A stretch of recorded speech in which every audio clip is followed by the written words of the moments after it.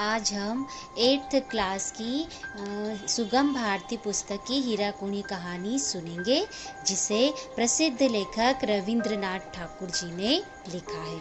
इस कहानी में यह बताया गया है कि एक हीरा नाम की ग्वालिन रहती है, जिसकी कुणी नाम की गाय थी।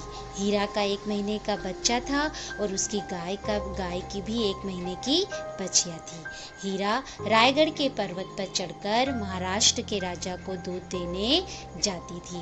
राजा कुड़ी गाय का दूध पीकर आनंद मनाता था, जबकि गाय की जो बछिया थी वो अपनी माँ का दूध नहीं पी पाती थी, क्योंकि हीरा जो है उसकी गाय का दूध राजा को देकर आ जाती थी।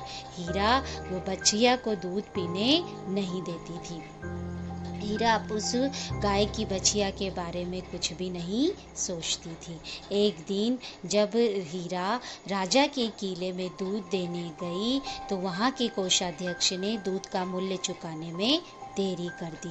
शाम हो गई और किले का फाटक बंद कर दिया गया। हीरा बोली, द्वार खोलो, मुझे अपने बच्चे के पास घर जाना है। पहरेदार ने कहा, आज्ञा नहीं है। वह रोने लगी। उसने कहा, मेरा मुन्ना भूखा है, कृपा करके द्वार खोल दो। राजा के जो पहरेदार थे उन्होंने मना कर दिया। अब हीरा जो थी वो किले से बाहर जाने का प्रयास करने लगी। उसने देखा किले की एक पुरानी दीवार थी, जहाँ पर चट्टानों की नुकीली चट्टानें जो थी वो दिखाई देने लगी।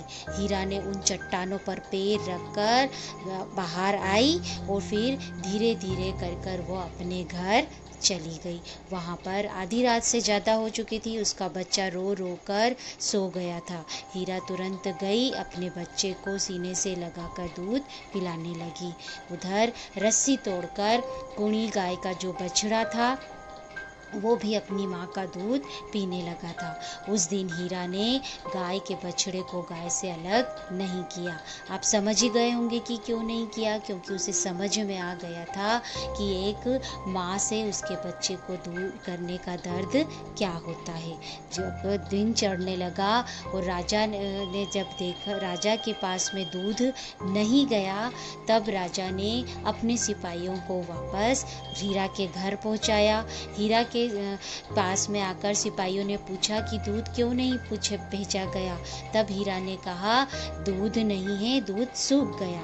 वो राजा के सिपाही उसकी बात उन्होंने नहीं मानी और वह हीरा को पकड़कर राजा के पास लेकर गए। तब राजा के पास जाकर हीरा ने पूरी अपनी आप बीती सुना दी। उसकी आप बीती सुनकर राजा का मन पिघल गया और उसने एक गांव हीरा को जागीर में दे दिया, और जिस रास्ते से हीरा अपने जीवन को संकट में डालकर गई थी, उस रास्ते का नाम हीराकुणी रख दिया।